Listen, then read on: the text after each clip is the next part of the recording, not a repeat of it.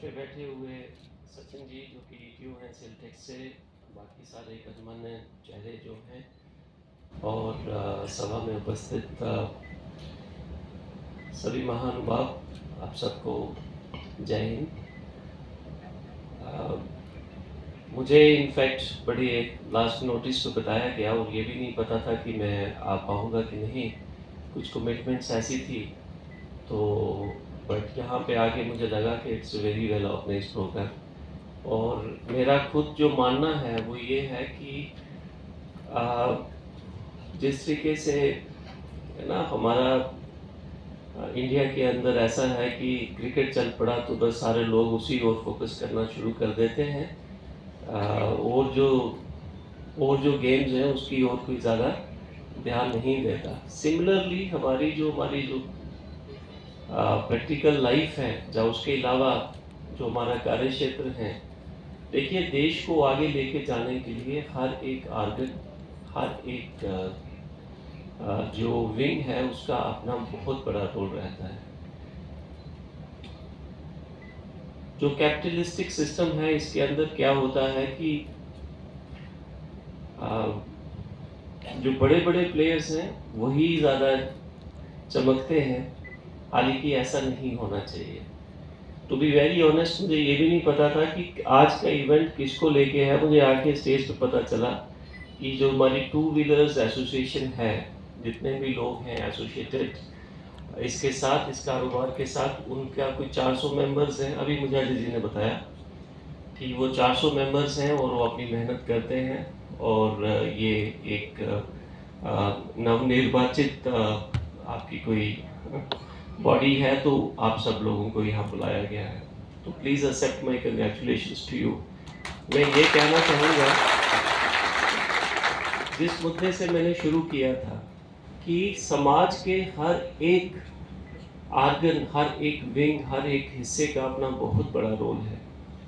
जो हमारी two wheelers association है, तो जो भी लोग उसके साथ जुड़े हैं, चाहे वो स्पेयर पार्ट्स के साथ हैं, चाहे वो वर्कशॉप के साथ हैं, चाहे किसी भी तरीके के साथ हैं, मेरा ये मानना है कि हर वो इंसान जो मेहनत करता है, he deserves the utmost respect.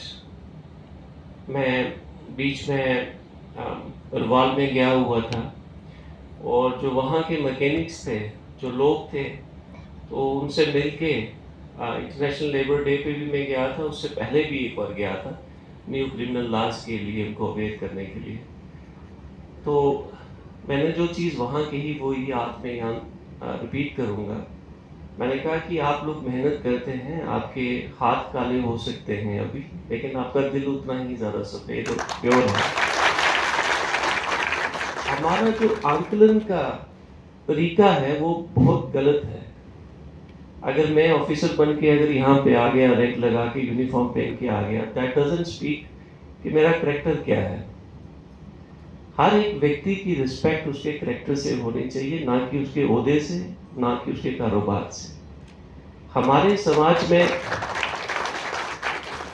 समाज में ये चीज़ शुरू से थी, लेकिन क्योंकि कॉलोनियल माइंडसेट रहा, सब चीज़ें जो हैं वो चीज़ें चेंज हो गई और हमने किसी इंसान को उसने किस तरीके का उसका पहनावा है, किस तरीके का उसका ओहदा है, किस तरीके का वहाँ से आपने जानना शुरू कर दिया। इसीलिए मैंने आपको क्रिकेट की एग्जांपल दी, क्योंकि उसमें बहुत ज़्यादा पैसा है, बहुत ज़्यादा सब कुछ है। तो सब कुछ जो है, तो हर वो व्यक्ति जो मेहनत कर रहा है, जो मेहनत करके अपनी कमाई कर रहा है, अपने परिवार को पाल रहा है, अपने आगे पीछे जो उसके पास लोग काम कर रहे हैं उनके परिवारों को पाल रहा है और समाज को चला रहा है, मेरा तो उनको सल्यूट है। ये मेरी मैं कहने के लिए दिल से ही मेरे अंदर से ये चीज़ आती है कि हर वो व्यक्ति, इतने बड़े बड़े फ्रॉड होते हैं, हम देखते हैं system as a police officer, कौन इंसान क्या कर रहा है, किसकी आड़ के पीछे क्या चल रहा है, we know most of the things, हमें पता होती।